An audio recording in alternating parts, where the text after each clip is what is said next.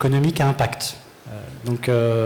Rapidement, je présente qui va prendre la parole avant de poser l'introduction et de dérouler. On a réuni 5 intervenants de profils différents. Je pars de madame, donc Valérie Vitton, partenaire du Forum Convergence, du Forum Mondial 3.0 Crédit Coopératif. 2 entreprises, Luc Bellière, qui est fondateur du groupe Sofraser Centre Val-de-Loire, un groupe de PME à Montargis dans le Loiret. Thomas Meyer, qui nous vient de Normandie avec l'ETI Socaps, entreprise également engagée qui rayonne à l'international, et Florence et Julien. Florence Lecluse, qui est la directrice du 107, basée à Lyon, et un pôle d'innovation sociale et environnementale, et Julien Loyer, directeur général du mouvement Bleu Blanc Zèbre, qui rayonne dans toute la France. Donc on a en fait 3 grands profils, des entreprises engagées, ce qu'on appelle des facilitateurs de coopération locale, des catalyseurs territoriaux, et une banque qui a aussi en fait plusieurs casquettes, puisque c'est un acteur notoire et historique de l'ESS, et également bien connu pour ses engagements. Et moi-même, bien évidemment membre du groupe de travail, c'est en cette qualité que j'ai le plaisir de modérer cette table ronde. Yann Uliac, qui dirige l'Observatoire des partenariats, qui est piloté par le Rameau. Le Rameau, c'est un laboratoire d'innovation partenariale, spécialisé sur l'ODD 17, donc les partenariats multi-acteurs. Alors, pourquoi déjà, certains d'entre vous ont peut-être suivi des tables rondes ce matin. Dans les groupes de travail, il y en a 4 de convergence, il y a vraiment eu un fil rouge commun. Ce fil rouge, c'est finalement comment on articule impact social et environnemental. Ce n'est pas l'un ou l'autre, mais comment on arrive à conjuguer l'un et l'autre. Et par rapport à ça, le groupe de travail modèle économique à impact, qui rassemble donc la diversité de parties prenantes, des acteurs publics, des acteurs académiques, des entreprises, des acteurs de l'ESS, a décidé d'avoir une focale sur comment on transforme le modèle d'organisation, comment on agit pour concilier ces 2 impacts avec une logique et un prisme tourné vers du retour d'expérience pour finalement avoir des bonnes pratiques, mais des bonnes pratiques qui intègrent aussi une prise de hauteur. Quelque part, c'est finalement, si on résume l'enjeu de la table ronde, c'est comment on arrive à passer d'une vision très macro, notre cadre universel des ODD, Objectifs de développement durable, qui nous pose les défis communs qui sont devant nous, à transformer et adapter son modèle d'organisation ou les spécificités de son territoire ou de l'organisation qui œuvre localement au sein de son territoire. C'est vraiment ça l'enjeu. Et on va donc croiser ces regards en 3 temps. Des entreprises engagées dans la transformation de leur modèle, et comme l'entreprise, c'est un des acteurs des territoires, aux côtés de collectivités territoriales, aux côtés d'associations, aux côtés de centres de recherche, aux côtés naturellement des citoyens engagés, c'est-à-dire pour ça qu'il y a une journée dédiée aux citoyens demain, et elle est accompagnée par des acteurs spécifiques, les catalyseurs territoriaux. Et 3e angle de vue, incontournable, celui du financeur qui va réguler et investir. Et il y a, je crois, un certain nombre de nouvelles, même plutôt structurantes, qui seront partagées à cet effet. Donc, voilà le cadre. Et pour démarrer, transformation des entreprises, comment on passe de la vision à l'action pour faire système. Donc, Luc Bellière, vous êtes fondateur d'Annabelle Group, SARL de 30 salariés basés à Montargis dans le Loiret, composé de 3 SAS.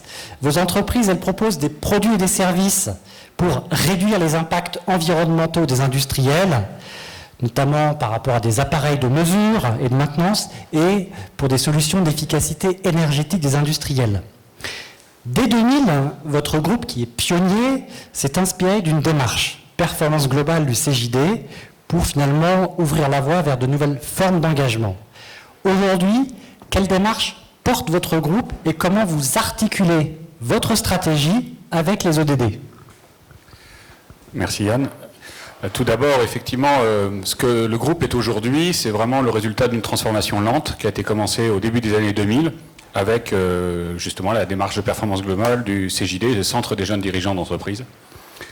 qui a été assez innovateur dans ce domaine. Donc c'est vraiment initier une démarche volontariste du groupe. Et le résultat du groupe, comme Yann l'a expliqué à l'instant, aujourd'hui c'est un petit groupe de PME dont chaque entreprise est détenue à majorité par les salariés. Donc on a vraiment laissé la majorité du capital, ce qui fait qu'on a une démarche de gouvernance complètement partagée. Ces dernières années, on a revu, comme régulièrement, toutes les stratégies. On a retravaillé sur le sens de leur travail, et on a éclairé toutes nos stratégies au regard des objectifs du développement durable. Donc, savoir quelles étaient les valeurs, leurs propres valeurs, au regard des ODD, et quels étaient ce qu'ils attendaient de l'entreprise dans la satisfaction des objectifs du développement durable. Donc, cette stratégie donc, elle intègre finalement la chaîne de valeur de l'entreprise. Et concrètement, quels en sont les impacts environnementaux et sociaux majeurs que tu peux nous partager? Alors, moi, initialement, quand je suis arrivé à la tête du groupe en 2000, j'avais deux objectifs très importants qui étaient l'environnement et la sécurité des personnes. Alors, sur l'environnement, toute l'écologie, déjà, ça a été repenser l'offre de services.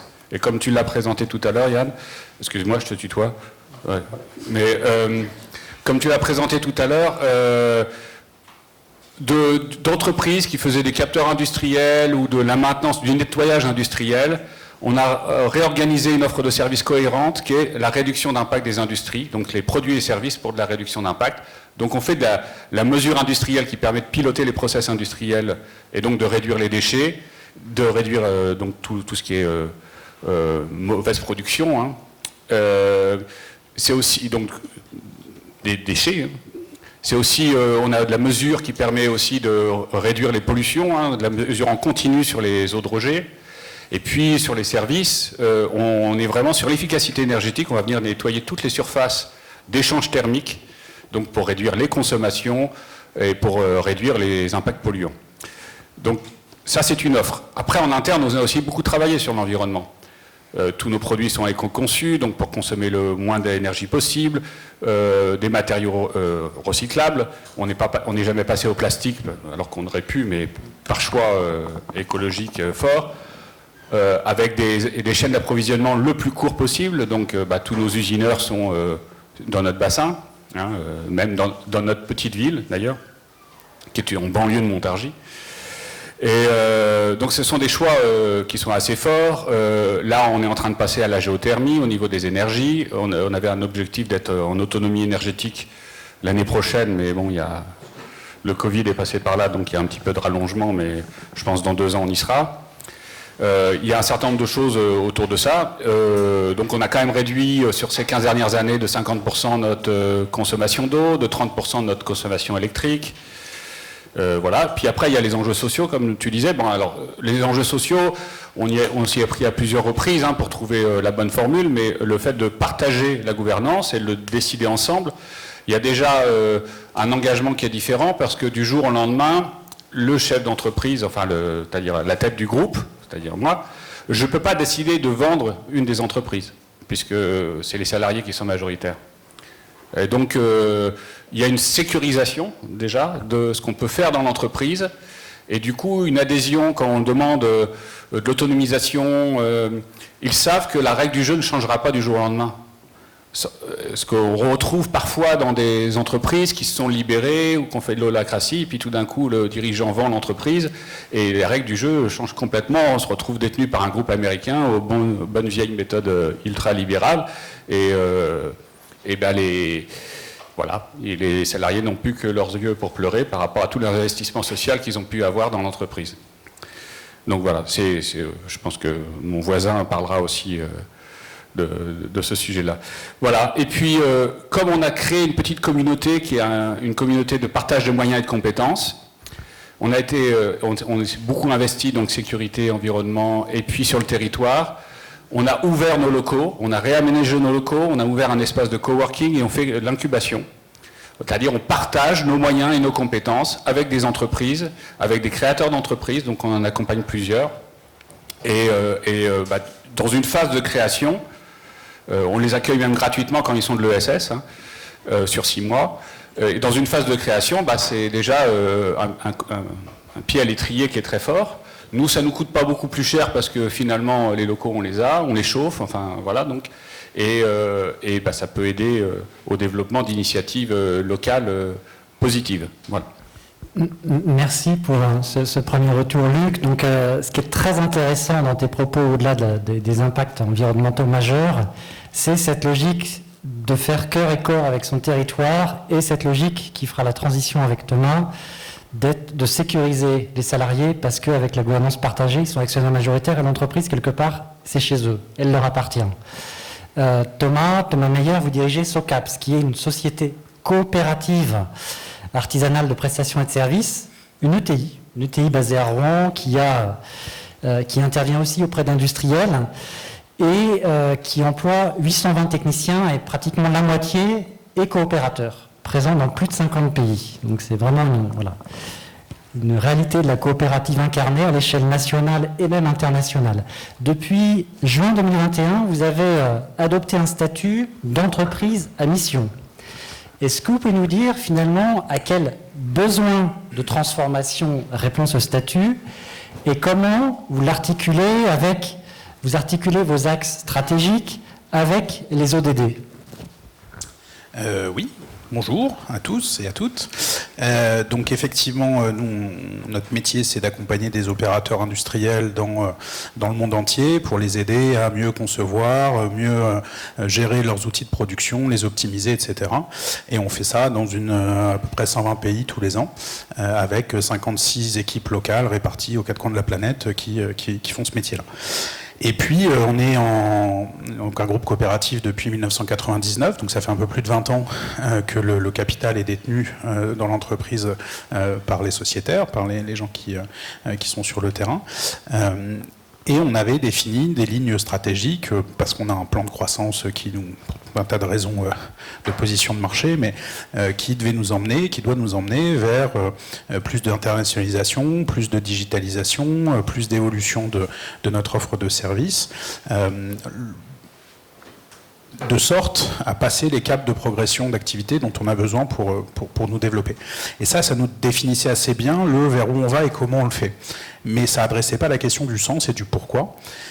Et donc, la qualité de société à mission qu'on a adoptée cette année nous a permis de nous reposer la question de savoir, au fond, pourquoi est-ce qu'on avait décidé de partager un projet professionnel ensemble et pourquoi est-ce qu'on se levait le matin pour venir au bureau, pour aller sur le chantier, au-delà du fait d'échanger du temps de vie contre de l'argent, ce qui est le concept de base d'avoir un emploi en général. Et donc, on a décidé d'abord de définir collectivement une raison d'être et puis d'adjoindre 3 objectifs d'impact qui s'appellent chez nous People, Profit, Planet et qui derrière vont adresser grâce aux ODD qui nous donnent le cadre pour répondre à ta question, qui nous donnent le cadre, la méthode, en tout cas qui donne corps à cette ambition sociétale et environnementale qu'on adjoint au projet économique. L'idée c'est pas de dire qu'on n'est pas une entreprise et qu'on n'a pas d'ambition économique, évidemment on en a, mais on rajoute une dimension sociétale, une dimension environnementale et on le structure dans des objectifs d'impact qui deviennent statutaires, c'est la spécificité de la qualité de société à mission, c'est que ça s'inscrit dans les statuts et c'est opposable aux dirigeants. Donc l'Assemblée générale peut révoquer ces dirigeants en disant vous n'avez pas tenu vos engagements environnementaux, vous n'avez pas tenu vos engagements sociétaux, en tout cas vous vous en donnez pas les moyens, on décide de changer l'équipe de direction et c'est très sain. Ça met un autocontrôle extrêmement sain et ça permet de s'assurer que ce qu'on dit on va le faire, ou on l'a déjà fait.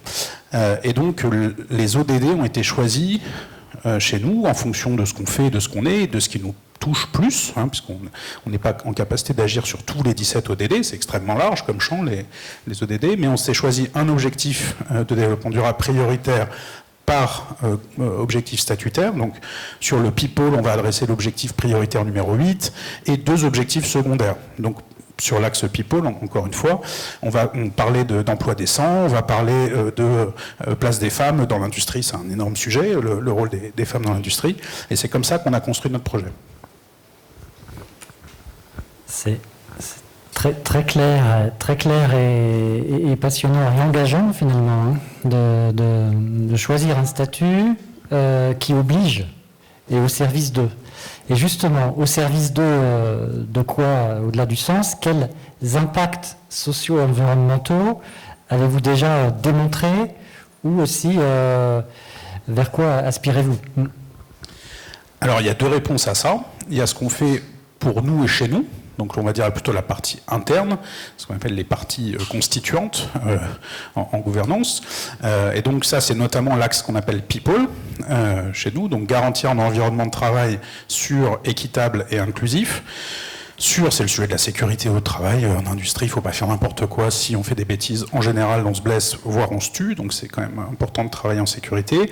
L'aspect de l'équité, on le traite notamment par le biais de la formation professionnelle, qui est assez structuré par les pouvoirs publics en France. Le système de la formation professionnelle est extrêmement balisé en France. C'est pas du tout le cas en Afrique du Sud, c'est pas du tout le cas en Indonésie, c'est pas du tout le cas au Mexique ou dans certains pays. Et donc l'idée, c'était de se dire, chez nous, on a 56 nationalités différentes. Comment on fait pour offrir, quel que soit son statut, qu'on soit sociétaire ou pas sociétaire, quelle que soit sa position hiérarchique, quel que soit son métier, quelle que soit sa nationalité, ses origines, éventuellement son ambition de rester longtemps ou pas chez nous, d'offrir des chances de développer son employabilité et de développer ses compétences de façon gratuite pour tous. Et donc ça nous a beaucoup structuré autour d'une plateforme qui s'appelle MySoCaps Academy et qui permet d'agréger des savoir-faire et de les partager à l'intérieur des gens qui travaillent avec nous, qui soient encore une fois sociétaires, même sous-traitants ou prestataires, peu importe, dès lors que quelqu'un va apporter de la valeur finalement à la coopérative. L'objectif, c'est de lui rendre cette valeur-là au travers du développement de ses compétences. Autre axe, profit, la décision qui a été prise, c'est de réorienter une grande partie de nos efforts de marketing, de recrutement, de commerce, d'activités traditionnelles industrielles qui sont chez nous, notamment l'agroalimentaire, c'est 60% de notre chiffre d'affaires, vers ce qu'on appelait les green tech, donc les technologies responsables. Toutes les technologies, un peu dans le même esprit que ce que tu as fait, Luc, toutes les technologies qui concourent à réduire l'impact de l'homme sur l'environnement. La production d'énergie bas carbone, la gestion durable de l'eau, les technologies de l'agriculture régénérative et l'économie circulaire. Donc tout ce qui est tri de déchets, recyclage, etc. Finalement, en termes de skills, en termes de compétences, c'est pas extrêmement éloigné de ce qu'on faisait. Il y a besoin de former les gens, etc. Mais ça se fait. Ça veut dire qu'on peut avoir un relais de croissance bon pour le business et l'emploi de notre métier, tout en ayant des points de karma qui se développent et donc agir de façon plus vertueuse pour l'environnement. Ça, c'est l'axe qu'on a appelé Profit.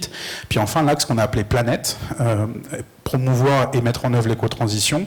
Ça se traduit chez nous d'abord par un plan assez drastique de réduction de notre empreinte carbone. Si je caricature, notre métier d'avant le Covid, c'était mettre des gens dans des avions, brûler du kérosène pour aller au bout du monde et faire produire encore plus de produits manufacturés à nos clients. Bon, ça nous mettait pas très loin de la porte de l'enfer, on était plutôt sur le devant de la file.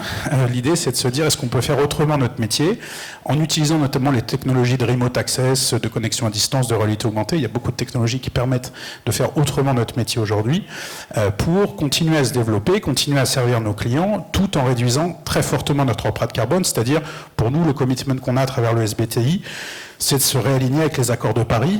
Et donc, on s'est fait accompagner par Carbone 4 là-dessus, pour faire un bilan carbone, etc.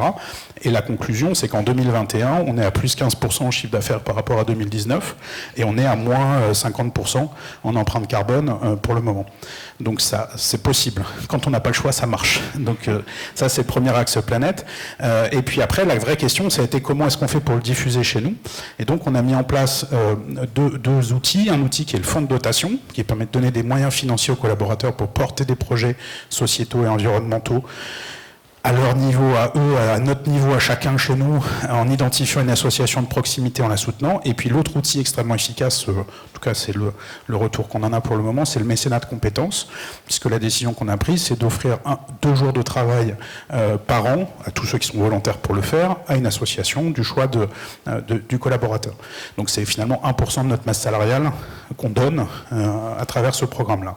Ce qui a pour effet extrêmement vertueux de rendre sensible au sens physique, au sens du vécu, des actions ou un projet qui finalement, si on résume, consiste à dire que l'entreprise a une place dans la vie de la cité, donc apporter une forme de projet politique, qui n'est pas un projet partisan, mais qui est un projet de réintégration du rôle de l'entreprise dans un sens ou dans une place plus globale qui est la vie de la cité, et de prendre ce projet-là qui tant que ça reste des mots, même si c'est dans les statuts, reste un peu éthéré, et de le remettre dans le quotidien des gens et de leur donner la possibilité, pour ceux qui le souhaitent, de l'avoir dans leur quotidien. Donc c'est en tout cas ça qu'on a fait, et c'est en ça qu'on a commencé à changer.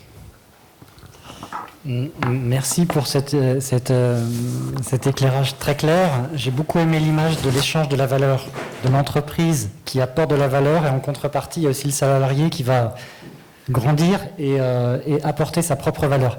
On m'a prévenu que le temps presse, même pour nous.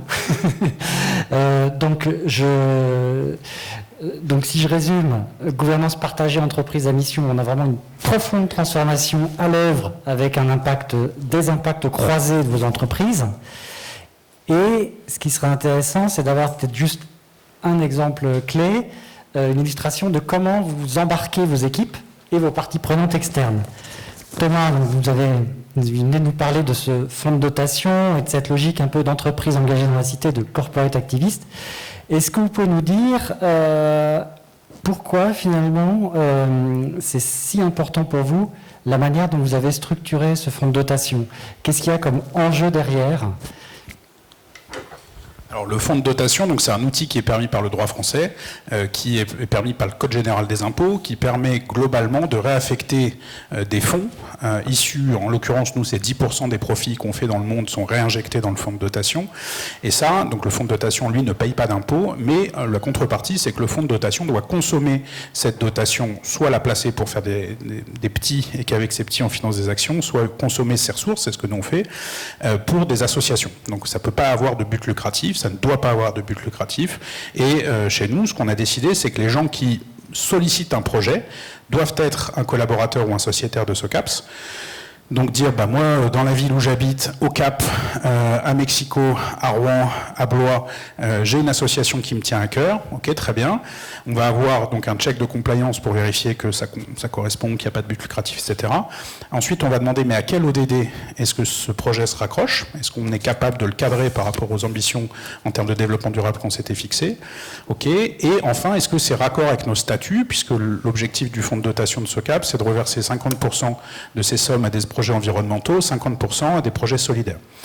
Une fois que ça c'est fait, cette vérification-là, le projet passe devant le conseil d'administration du fonds de dotation, qui est composé en particulier de représentants des salariés, qui donc peuvent voter l'affectation de crédit vers ce fonds. Et une fois que cette étape-là est franchie, le budget va être engagé et c'est le collaborateur ou la collaboratrice qui a porté le projet qui ensuite va suivre pendant 3 à 5 ans cette association. Notre ambition, c'est plutôt de suivre des assos qui sont petites, parce que nous, on n'est pas très très grand, on est une entreprise de taille intermédiaire, et on a plutôt pour envie de pouvoir avoir de l'impact, donc de faire en sorte que notre financement rende possible le projet, et d'avoir un lien qui soit un lien du quotidien entre la collaboratrice, le collaborateur qui a apporté le projet et cette association. Encore une fois, l'objectif, c'est que quand on fait une opération de reforestation, c'est très sympathique, au bout du monde, et qu'on nous dit « Ah bah vous avez planté 2000 arbres en Indonésie ». Ok, chouette, c'est sympa. Alors c'est mieux de réduire son empreinte carbone que de la compenser, mais enfin c'est déjà ça, ok.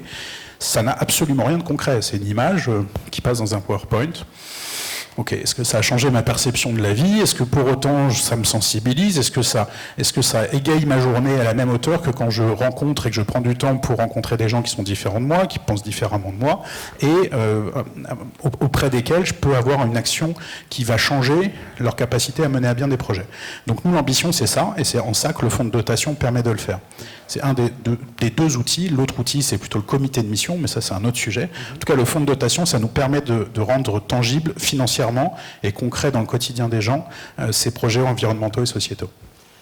Merci pour cet éclairage. Juste pour notre public, je souligne l'importance que ça a et sur la forme et sur le fond. 10% du profit de l'entreprise réinjecté et 1% du temps de travail dédié, finalement, avec 7 salariés sur 10 qui disent oui, on accroche et on comprend mieux la stratégie de l'entreprise. Oui, exactement. Alors sur la partie mécénat de compétences, on s'est fait accompagner par une plateforme qui s'appelle Citizens, que je vous recommande vivement, qui est à Rouen, d'ailleurs, qu'on héberge pour le moment dans nos locaux aussi, parce que je suis tout à fait d'accord avec ce que tu fais. Et donc Citizens permet de référencer tous les besoins d'associations de proximité, de mettre en face les compétences professionnelles ou personnelles des collaborateurs qui souhaitent s'engager dans le programme de mécénat de compétences. j'ai en tête Ryan, qui est vendeur chez nous, qui est un super vendeur et qui par ailleurs est un super photographe. Donc il a donné des jours de photographie à des associations qui avaient besoin de refaire leurs plaquettes. C'est tout bête, mais alors lui, ça lui a complètement changé sa journée. Et du coup, ça remet une pièce dans le moteur à sens qu'il a. Et donc le fait de faire ce genre de choses très très opérationnelles change le quotidien. Donc on le fait à travers Citizens pour ce qui nous concerne. Parfait, merci pour ce tuyau que l'on a bien noté. Luc, tu nous as expliqué la méthode mise en place par rapport à la gouvernance partagée, à l'intégration des ODD dans la stratégie. On discute collectivement et puis après même on partage les décisions, on associe les salariés à la stratégie. Au-delà de cette méthode finalement de mobilisation en interne, en les impliquant sur le plan personnel et sur le plan sociétal, est-ce que tu peux nous dire comment tu embarques les parties prenantes externes? Je crois que tu avais un exemple à nous livrer qui montre finalement comment il y a des dynamiques territoriales que ton engagement d'entrepreneur a contribué à enclencher. Oui, alors d'abord, moi je suis très heureux d'entendre Thomas parce que nous aussi on redistribue 5 pour 1000 de notre chiffre d'affaires.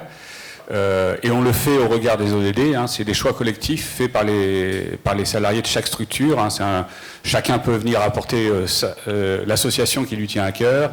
On regarde si ça correspond aux ODD qui ont été choisis par les équipes. Et puis c'est pareil, c'est de la distribution. Alors, on fait à la fois des grandes associations parce qu'il y a des causes, on n'a pas de petites associations, mais on essaye au maximum d'avoir des partenariats locaux avec des associations locales. Les parties prenantes externes, nous on les a associées très très à la base, puisqu'en fait on a fait un diagnostic de nos parties prenantes, et celles qu'on a jugées être extrêmement impactantes, on les a associées au capital. C'est-à-dire que bon, les salariés c'est forcément extrêmement impactant, ils sont majoritaires comme je vous l'expliquais tout à l'heure, mais sur une structure, c'est des fournisseurs qui étaient extrêmement impactants, donc qui ont été associés au capital. Donc finalement, ils rentrent dans la gouvernance de la société. Sur une autre structure, c'est notre réseau de distributeurs, puisqu'on sur l'activité viscosimètre, donc des capteurs de viscosité, on exporte 90% de notre fabrication. Hein. Nous aussi, on a réduit nos trajets. Ça fait plus de 10 ans qu'on fait du télétravail, qu'on essaie de se déplacer un minimum auprès de nos clients. Donc vraiment, je me retrouve complètement dans le témoignage de Thomas là. Et donc voilà, les distributeurs étant très impactants, on les a associés. Et puis alors comment est-ce qu'on fait pour dire la société, comment est-ce qu'on l'associe? Alors on ne demande pas aux collectivités de rentrer au capital de la société. Hein. C'est sûr que la région centre, sur les viscosimètres, on a une grosse activité de recherche et développement, donc la région centre est très impliquée, parce qu'elle soutient le programme de recherche et développement, donc en cela, elle intervient aussi dans certains choix stratégiques. Et la région Centre-Val de Loire, je ne sais pas comment ça se passe pour les autres régions, mais est vraiment très supportrice pour ça. Et puis nous, on bénéficie du territoire, hein, on bénéficie de la capacité de formation du territoire, on bénéficie. Et donc à un moment donné, on ne se fait pas tout seul, hein, on n'est pas créé hors sol, donc on se doit de rendre un minimum, donc ouvrir notre espace pour accueillir des créateurs, c'est une des actions, mais on a cherché ce mode de coopération, ce mode de partage, qui est notre valeur fondamentale, c'est vraiment le partage. Ce mode-là, on a essayé de l'élargir, essayer de se dire, tiens, on va essayer d'emmener d'autres entreprises à convertir leur modèle dans cet espace de... Donc on a créé une association qui s'appelle PRC3C, qui est vraiment pour la promotion de l'économie circulaire et coopérative. Et en local, on a... alors c'est pour l'instant que du bénévolat, on espère rapidement prendre une ampleur plus importante, mais rien que sur le bénévolat, on a fait cet hiver, en plein Covid, une action de collecte de déchets des 3E, et on a qualifié toute une filière locale, avec un chantier d'insertion, enfin avec 2 chantiers d'insertion, pardon. Donc on récupère tous les D3E d'entreprise, uniquement les adhérents, on a récupéré 4 tonnes, quand même. Là-dessus, il y a 40 PC qui ont été récupérés par une association qui les reconfigure et qui les donne à des collégiens qui n'avaient pas de moyens d'accéder aux cours, qui étaient dans l'exclusion numérique.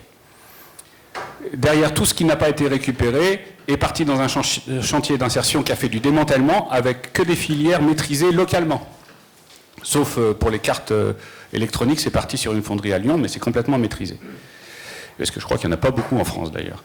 Et donc ça, c'est une vraie réussite de coopération, de ce qu'on pourrait appeler d'écologie industrielle et territoriale. Hein. C'est sur un territoire, on essaye de garder au maximum. Sinon, les entreprises, ce qu'elles font, hein, c'est qu'elles prennent leur D3E, elles appellent un organisme qui fait un appel d'offres, et la dernière fois qu'une grosse entreprise locale avait fait ça, c'était un camion qui venait de Toulouse, pour embarquer les déchets à Toulouse, parce que c'est l'entreprise de Toulouse qui avait gagné l'appel d'offres au niveau national. Donc on va dans ce genre d'aberration. Requalifions, recréons des choses localement, dans la logique des choses, quoi. Ce qu'on n'a pas localement, allons le chercher ailleurs, mais sinon, voilà. Merci. Ce que je retiens de vos propos à tous les deux, c'est cette notion de partage, valeur fondamentale, et cette notion aussi de méthode qui est à l'œuvre pour que ça infuse, que ça se passe bien. Alors, un dernier éclairage, ce sera finalement d'avoir en quelques mots, de résumer les apports de votre retour d'expérience. Luc, tu nous as partagé avec conviction en quoi la gouvernance partagée a un véritable effet transformateur en interne et en externe. Est-ce que tu peux nous dire, pour toi, quelle est ta vision? En quoi, finalement, cette méthode, elle est effectivement transformatrice? Ouais, alors, moi, ce que je dis, hein, ça paraît joli, mais c'est quand même un parcours semé d'embûches. Il y a des impasses. Quand je suis arrivé à la tête du groupe, je vous expliquais, hein, l'écologie, c'était quelque chose de très important pour moi, et la sécurité des hommes aussi. Entre les salariés qui disent « c'est mes yeux, je mettrai des lunettes si je veux », ou c'est bien joli tes actions pour réduire tes investissements et ta formation pour réduire l'impact environnemental, pour réduire les transports, pour avoir une conduite plus écologique, mais au final, à la fin de l'année, c'est de la prime en moins pour nous. Donc je me suis retrouvé confronté à ces choses-là, c'est-à-dire la démarche volontariste, les gens me suivaient sur cette démarche, sur le changement, la transformation de l'offre, un petit peu, mais il y avait le sentiment que c'était aveugle. Donc je me suis pris des portes fermées, hein, et ça marche pas toujours. Après, je pense qu'aujourd'hui, l'entreprise est devenue, ou se doit de devenir, un véritable lieu d'éducation populaire. S'il y a encore 20 ou 30 ans, les gens rentraient dans l'église. C'est un sacerdoce, c'est pour ça. Rentrer dans l'entreprise... Excusez-moi. Rentrer dans l'entreprise en disant qu'ils allaient y faire toute leur carrière. Aujourd'hui, ça n'est plus le cas. Ce qu'on apprenait en sortant de l'école il y a 30 ans, c'était le savoir, quand on partait à la retraite, il n'avait pas beaucoup changé. Aujourd'hui, ça n'est plus le cas. La société est en constante et de plus en plus rapide mutation. On est confronté à des enjeux qui sont de plus en plus majeurs. Si l'entreprise ne contribue pas à l'éducation, à l'appréhension, à la formation des esprits, à l'agilité intellectuelle, on va forcément dans le mur, parce qu'on va être confronté à un nombre de réticences incroyables. Sincèrement, il y a 20 ans, quand je parlais de ces enjeux-là à mes équipes, moi qui arrivais tout frais, tout jeune à l'époque, hein, parce qu'il y a 20 ans j'étais jeune, et je suis arrivé à la tête d'un petit groupe à peine 30 ans, hein, donc voilà, c'était un enjeu, j'étais avec des gros grognards, et j'avais énormément de réticences en disant l'écologie, rien à faire, c'est pas important. Aujourd'hui, parce qu'il y a eu cette transition lente et qu'on a appris à marcher ensemble, aujourd'hui, les gens sont heureux de voir que leur métier a du sens au niveau de ces enjeux-là. Et des gens, alors on parlait d'inclusion, etc. Donc nous, sur l'activité de maintenance, on prend des gens sans qualification et on les emmène systématiquement, enfin systématiquement, on a quelques échecs forcément, mais notre ambition c'est de les emmener tous à être chefs d'équipe. Et donc c'est une progression comme ça. Et ces gens-là qui sont sortis de l'école sans diplôme, pour la plupart d'entre eux, ou alors un CAP mais qui n'a rien à voir avec notre métier, eh bien aujourd'hui ils vont vendre le bénéfice environnemental de notre prestation à leurs clients. Ils y arrivent, ils sont convaincus, et ça leur met du baume au cœur, c'est net. Donc voilà, lieu d'éducation populaire. Merci pour ce témoignage galvanisant. Je me permets de reprendre une formule que vous avez partagée en préparant la table ronde. C'est quelque part, si on fait confiance et qu'on donne des moyens aux personnes, notamment des moyens intellectuels, ça a un effet d'entraînement, un effet transformateur. Tu as utilisé cette formule, heureux que nos métiers aient du sens par rapport aux enjeux. Je pense que cette formule pourrait parfaitement s'appliquer, Thomas, au sein de ton entreprise, auprès des salariés. Et tu m'avais indiqué 2-3 clés qui me paraissent très intéressantes à partager à notre auditoire sur finalement, dans la méthode que tu as employée, quelles ont été finalement à la fois sur l'aspect top management et aussi sur le réseau d'alliés que tu as utilisé. Comment tu as procédé finalement pour embarquer et réussir à faire et à entraîner? Oui, donc alors je ne sais pas si c'est la méthode, enfin la façon dont nous on l'a fait, parce qu'après chacun fait comme il peut, s'il en a envie, c'est de repartir de la conviction fondamentale qui vient effectivement, qui doit venir de l'équipe de direction, donc chez nous le conseil d'administration, les élus, au côté politique, le point coopératif, et puis le comité exécutif, les directrices, directeurs de l'entreprise. D'abord avoir cette conviction commune que l'entreprise a une place dans la société et que c'est un lieu d'agora, c'est un lieu d'échange, c'est un lieu de partage de projets de vie quelque part, parce qu'on passe quand même beaucoup de temps les uns avec les autres ensemble, et que donc il y a absolument besoin d'adjoindre une dimension sociétale, environnementale au projet économique. Sinon, on prend le risque de faire n'importe quoi et de perdre la boussole, ou en tout cas le cap qu'on a envie de se dresser en termes de projet de vie, et puis finalement de ne plus savoir pourquoi on se lève le matin. Une fois que ce niveau-là est assez convaincu, je pense que c'est important. On dit toujours il faut embarquer les équipes, machin. Alors, quand on ne peut pas le faire de façon individuelle, quand on est plusieurs centaines de personnes, alors nous on est assez petits, on est moins d'1 millier, mais enfin quand on doit le faire dans des groupes qui sont beaucoup plus importants, je crois que c'est pas possible d'avoir 100% d'adhésion. Enfin en tout cas moi c'est pas comme ça qu'on s'est dit qu'il fallait le faire. L'idée c'est plutôt de s'appuyer sur des militants, quoi. D'identifier les 10-15% de gens qui spontanément adhèrent au projet, ont envie que ça change, ont envie que ça se transforme, et de s'appuyer sur eux pour, par effet de tache d'huile, pour un peu prêcher en interne le projet, et éviter d'attendre qu'il y ait tout le monde qui soit d'accord pour faire. C'est la théorie des 10 singes. Pour faire bouger un groupe, il n'y a pas besoin d'avoir 51 singes sur 100. Il y a besoin d'avoir 10 singes plus 1, et c'est au 11e singe que le groupe commence à bouger. Et donc l'idée, c'est plutôt d'essayer de concentrer l'effort sur les 10 singes et le 11e pour entraîner le mouvement. Ça, c'est, à mon avis, les deux clés, c'est être absolument convaincu, et il faut que ça se passe au plus haut niveau de l'entreprise. Sinon, le risque, c'est que ce soit extrêmement cosmétique et que ça finisse en eau de boudin avec un mélange de green et social washing insupportable. Et l'autre élément, c'est de ne pas attendre que tout le monde soit d'accord pour bouger. Sinon, on ne bouge jamais. Merci, c'est vraiment pour ces propos très forts et qui en tout cas résument une partie de la réalité beaucoup plus complexe que ce qui est exprimé en quelques minutes, que vous avez contribué à impulser. Impulsion du dirigeant et confiance et relais de 10 singes, pour reprendre votre formule. On vient d'entendre un témoignage passionnant d'entreprises sur leur transformation. Alors avant d'écouter 2 acteurs qui racontent comment ils aident les territoires à accompagner leur transformation en faisant émerger de nouveaux modèles de coopération territoriale, juste quelques chiffres à vous partager. 84% des maires, 81% des citoyens et 82% des entreprises en France, interrogés juste après le premier confinement, selon eux, les coopérations des agences territoriales sont vraiment des clés et des leviers pour agir. Pourquoi ? Pour réduire les fragilités et également créer de nouveaux moteurs économiques de développement durable, selon des études de l'Observatoire des partenariats.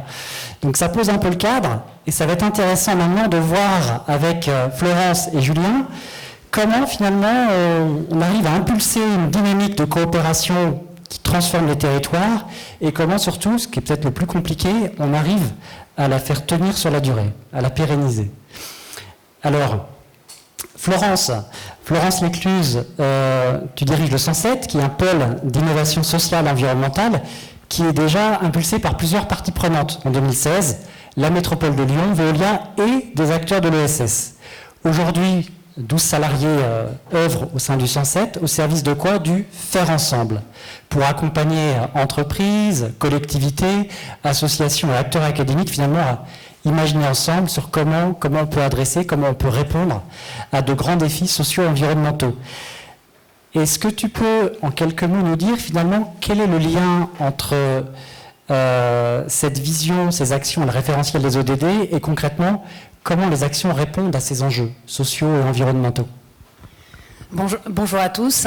Merci pour cette introduction. Peut-être pour aller un tout petit peu plus loin que ta description du 107, on est dès le départ finalement une association qui est née d'acteurs très différents sur le territoire, à la fois des acteurs publics. On est impulsé par la métropole de Lyon, qui fait toujours partie du conseil d'administration, puisque nous sommes une association.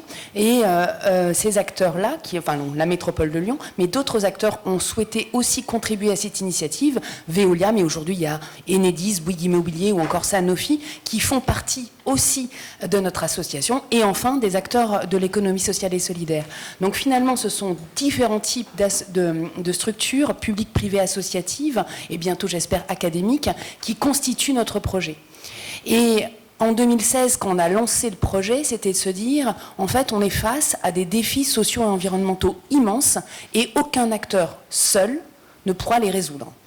On ne parlait pas encore d'ODD et des objectifs de développement durable. Ils venaient à peine d'être d'ailleurs édictés. Mais c'est vraiment dans ce sens-là, en se disant, dans notre territoire, le territoire c'est la métropole de Lyon, c'est 1,2 million d'habitants, il y a des poches de fragilité, des personnes en situation de vulnérabilité, des territoires, quartiers prioritaires de la ville, mais aussi des territoires ruraux qui sont en situation de fragilité. Comment on va pouvoir affronter tous ces grands défis qu'on a devant nous ?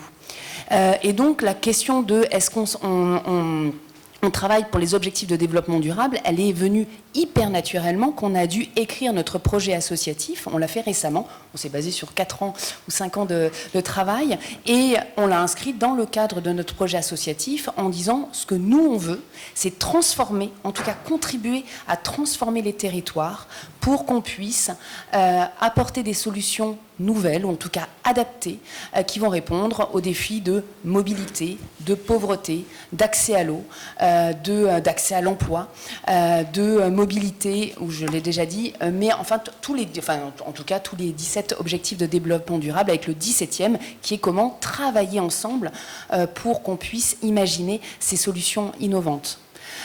Aujourd'hui, c'est quand, pour l'illustrer et être concret, on a différents programmes d'activité, dont l'un d'entre eux est de se dire justement, au regard de ce qui se passe aujourd'hui et des priorités de la métropole de Lyon, comment gérer les déchets du bâtiment. C'était quelque chose qui a émergé à la fois de grandes politiques nationales, on parle de l'ADEME et après des grandes politiques environnementales, mais aussi de la métropole de Lyon, objet politique, et des entreprises du bâtiment qui se disent, en fait, comment on peut réfléchir différemment à la gestion des déchets du bâtiment.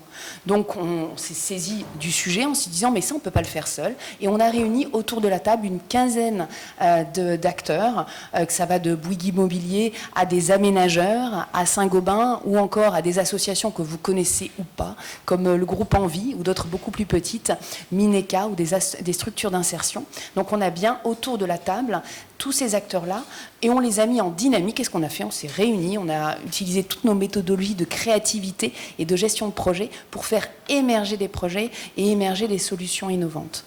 Ce qui a abouti, en fait, effectivement, à la mise en place de 2 expérimentations aujourd'hui, qui ont été saluées par l'ADEME et ils nous financent d'ailleurs, avec un consortium de 6 acteurs, et on va pouvoir faire ensemble à la fois mieux gérer le tri des déchets sur les chantiers publics et privés de la métropole de Lyon, et un deuxième projet, apprendre à mieux réemployer les matériaux issus de la déconstruction, de la réhabilitation des bâtiments. Donc ça, c'est un exemple. Donc si vous voulez en savoir plus, on ira.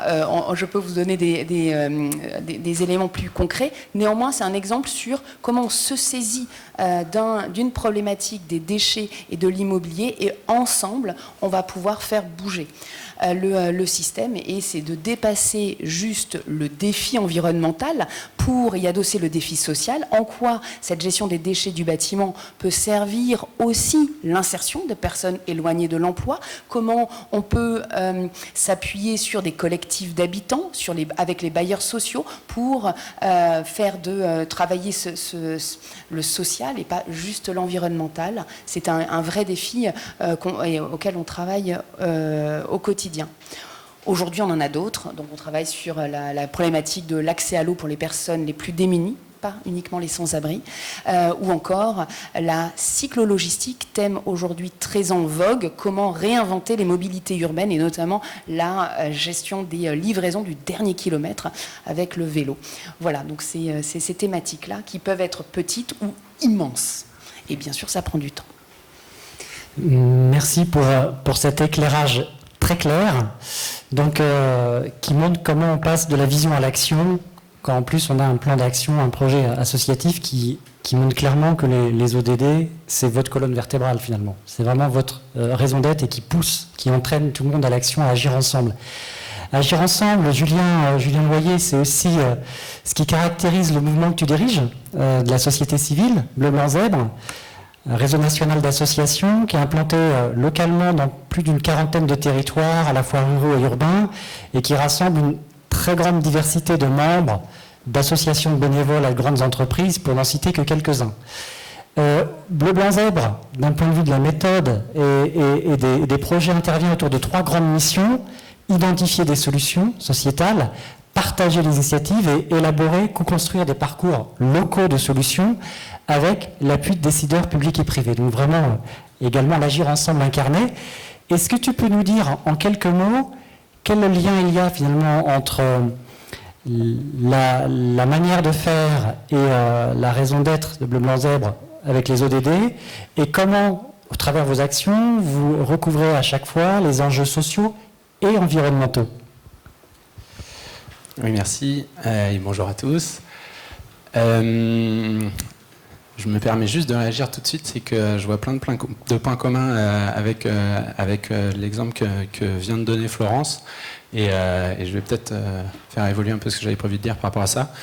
Juste dire que nous, depuis 7 ans maintenant, on a un réseau de bénévoles qui réalise notre premier métier, celui de dénoncer les gens bien près de chez eux, qui portent des initiatives qui, à leur échelle, répondent à des fractures de la société, à la fois sur les aspects sociaux et environnementaux depuis le début, et que notre vision, c'est une des descriptions qui est donnée aujourd'hui, c'est qu'on peut résoudre les choses d'un point de vue écosystémique au niveau local en faisant travailler ensemble les acteurs publics, les acteurs privés, les associatifs, mais aussi les mouvements citoyens qui ne sont pas forcément constitués. Et donc, parmi les 500 actions qui sont labellisées chez nous, ça va des mains dans le sable en Vendée qui nettoient les plages, au groupe Renault qui a 400 garages solidaires et qui travaille à permettre aux citoyens d'avoir accès à un véhicule pour pouvoir se rendre sur son lieu de travail. Concernant les ODD, moi ce que j'ai dit à Yann en session préparatoire, c'est que moi je trouve que chez nous en tous les cas c'est plus une clé de lecture qu'une clé d'entrée. En réalité ça permet d'avoir un référentiel partagé et de voir parmi tous les acteurs et toutes les actions qu'il y a chez nous, lesquels travaillent sur des causes qui sont comparables ou des sujets qui sont connectés. Et celui sur lequel on travaille, nous, c'est uniquement l'ODD 17, entre guillemets, qui en fait permet à tous les autres de se réaliser à l'échelle locale. Et peut-être pour donner un petit brin de méthode sur la façon dont on travaille, nous, l'enjeu, là encore, il y a une très belle similarité avec la genèse du 107, c'est qu'on considère que les acteurs qui ont la responsabilité, ou en tous les cas qui pilotent cette action au service de l'intérêt général, c'est très souvent les décideurs publics et les organisations publiques. Et on essaie de travailler avec eux pour définir un sujet sur lequel on veut avoir une co-construction et une approche collective de résolution du problème. On travaille sur le même sujet des déchets du bâtiment, par exemple, à Roubaix, où il y a un vrai travail. On a une association qui s'appelle le ZERM, qui est une association d'architectes qui est spécialisée justement dans le réusage en amont des déconstructions pour pouvoir voir tout ce qui peut être optimisé et réutilisé, et qui sont en train de travailler avec le ministère de la Transition écologique et l'ADEME sur l'évolution des réglementations, parce que c'est l'un des enjeux qu'on essaye d'avoir à chaque fois. Il y a plein de belles idées, mais qui se confrontent à des contraintes parfois administratives ou des héritages du passé, et de voir comment est-ce que ces belles solutions elles peuvent venir inspirer le système.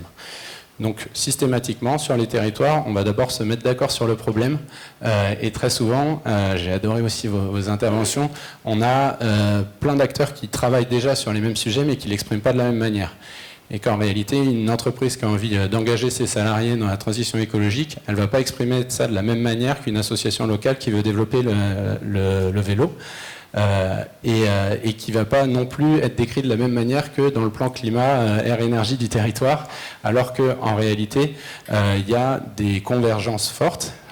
J'utilise le terme à dessein du coup, des convergences fortes sur les objectifs, mais beaucoup moins sur les méthodes et sur l'acceptation des complémentarités des énergies qui sont à l'œuvre sur le territoire, et de voir qu'en réalité, et c'est ça que j'aime beaucoup dans l'intitulé, la transformation non pas des entreprises mais des organisations au service de dynamique territoriale, c'est aussi bien un changement de posture des entreprises qu'un changement de posture des associations qui acceptent que certes ils se battent contre un sujet qui ne fonctionne pas sur le territoire, mais il y a déjà des choses à l'œuvre, et aussi des entreprises qui veulent s'engager.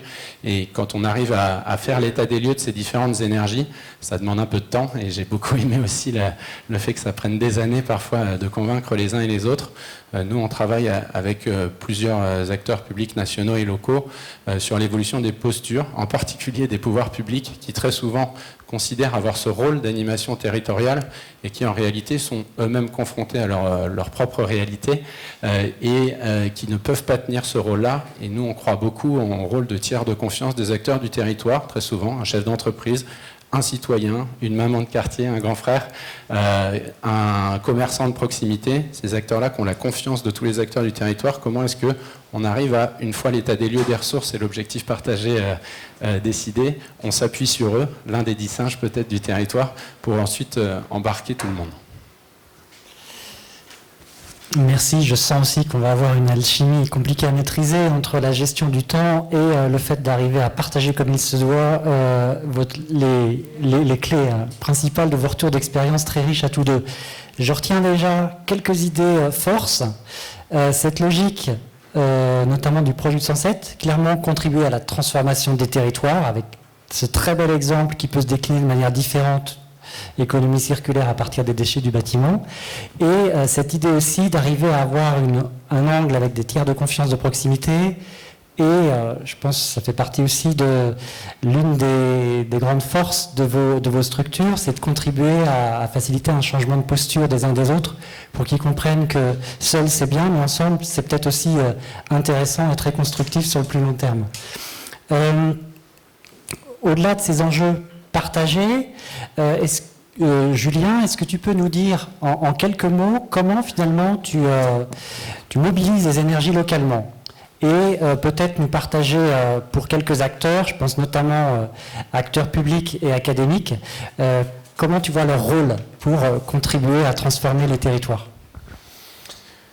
Alors nous on a notre philosophie, c'est qu'en général les savoir-faire existent déjà sur les territoires. Du coup, pour mobiliser les citoyens, on va s'appuyer sur ceux qui mobilisent les citoyens. Ce qu'on se rend compte, c'est qu'il y a un peu des silos aussi dans ce milieu-là, qu'on a des acteurs qui croient beaucoup en la jeunesse, il y en a d'autres qui croient beaucoup dans les retraités, il y en a d'autres qui croient beaucoup à l'engagement en entreprise.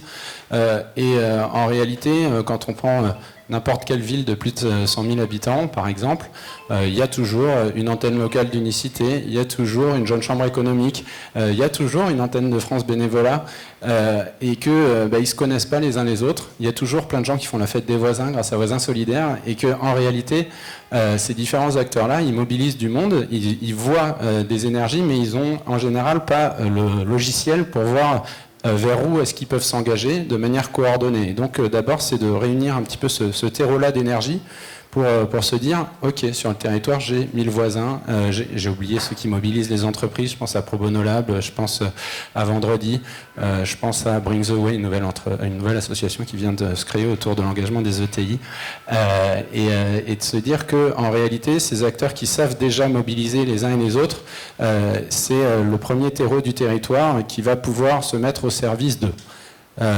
Ensuite, sur le rôle des acteurs publics, je le disais tout à l'heure, les acteurs publics aujourd'hui travaillent déjà, c'est leur nature même, à réduire les difficultés de leur territoire, et donc de voir comment est-ce que l'investissement public va réussir à réduire les inégalités, résoudre les problèmes. En réalité, ils connaissent très peu ces acteurs-là, et c'est pas dans le logiciel d'aller s'appuyer sur des énergies citoyennes pour les embarquer dans la mise en œuvre de leur politique locale. Très souvent, ils le font pour faire des concertations, et c'est très utile, mais très rarement dans la mise en œuvre. Et donc de voir comment est-ce que, en fonction du sujet dont on a parlé, sur un projet politique local, on arrive à voir là où il y a des acteurs de la société civile qui pourraient intervenir, et en plus des citoyens qui sont prêts à s'engager, bah là on voit tout de suite qu'il y a des vases communicants assez naturels. Et de la même manière, on peut y travailler avec les acteurs académiques. Ce que je disais en préparant un petit peu ça, nous on travaille dans beaucoup d'endroits avec des étudiants. On a fait le constat assez naturel que dans beaucoup de cursus universitaires ou dans les grandes écoles, il y a énormément de matières grises et plein de connaissances, mais qui malheureusement sont très rarement basées sur des problématiques locales et territoriales, voire qui pourraient permettre de se poser la question de comment fonctionne son territoire. Et typiquement, à Lyon, on a travaillé sur le plan d'alimentation durable avec les élèves de Centrale Lyon, et on a travaillé sur les déserts alimentaires, les points de distribution d'alimentation durable et accessible. Et donc, on va travailler avec la métropole pour voir comment est-ce qu'on peut faire acheminer ou évoluer les points de distribution grâce à un certain nombre d'acteurs solidaires. Et donc, là, on voit que le savoir-faire technique des ingénieurs de Centrale Lyon, en l'occurrence, est mis à disposition d'un pouvoir public et ensuite dans un écosystème de l'intérêt général local. Donc à chaque fois, on va essayer de voir, c'est une ressource supplémentaire du territoire, comment est-ce qu'on arrive à faire converger ces énergies. Merci pour ce partage très clair. Un mot-clé qui me revient, c'est cette notion de savoir-faire sur les territoires à activer et finalement à faire se dialoguer entre eux au service de faire plus finalement, et peut-être de faire autrement dans les démarches.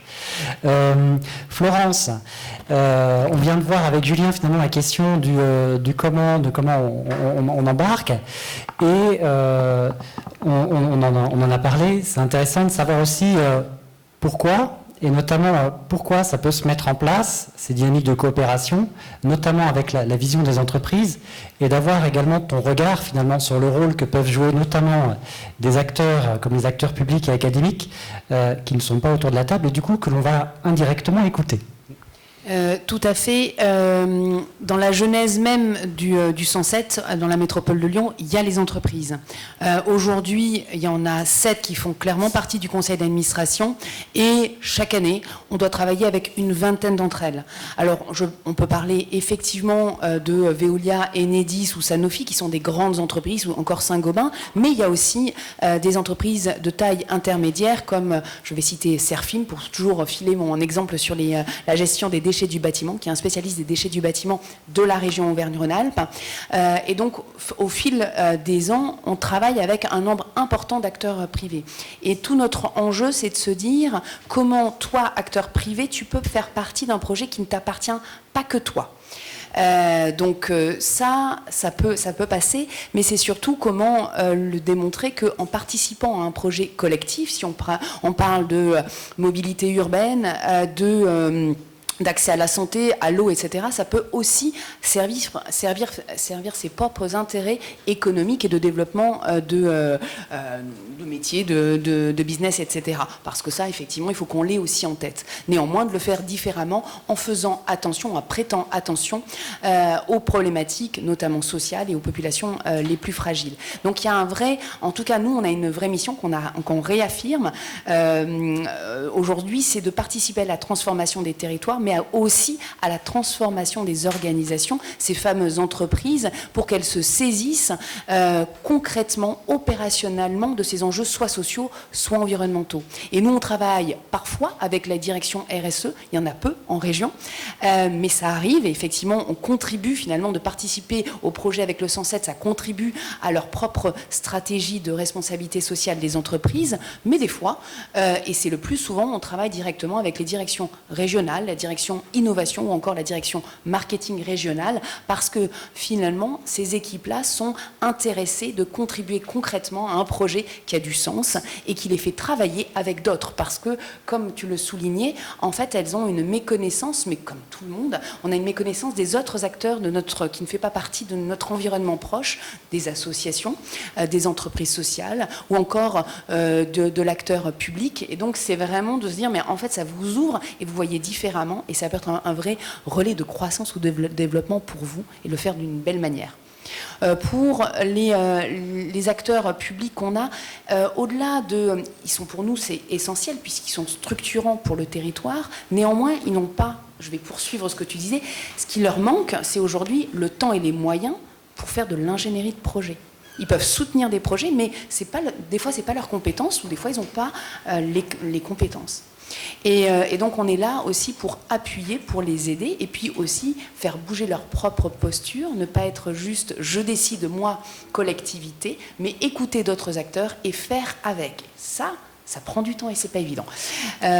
Enfin, ne pas oublier les acteurs de l'ESS avec qui on travaille, des grands acteurs, on va dire historiques, comme la Croix-Rouge, la Notre-Dame des Sans-Abris à Lyon ou encore Emmaüs, des acteurs qui sont présents, qui ont démontré toute l'utilité de ce qu'ils font, mais aussi qui se réinterrogent pour adresser de nouvelles difficultés, de nouvelles fragilités et qui eux aussi doivent faire évoluer leur posture ou doivent innover dans la manière de proposer des services ou de réinventer leurs propres services. Donc ça, c'est intéressant. Et bien sûr, travailler avec des entreprises